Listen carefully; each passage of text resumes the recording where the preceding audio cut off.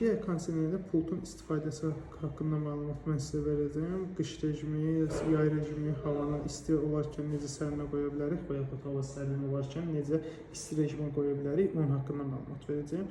İlk öncə kondisionerimizi yandırırıq. Kondisionerimiz isti rejimlədir, amma həyat yazılıbdır.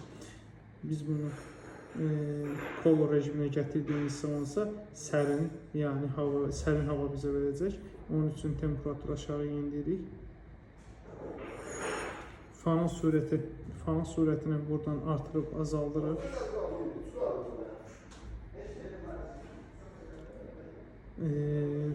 Fan sürətini artırıb swingə vurduğumuz zamansa jaluzin hərəkətləndirir.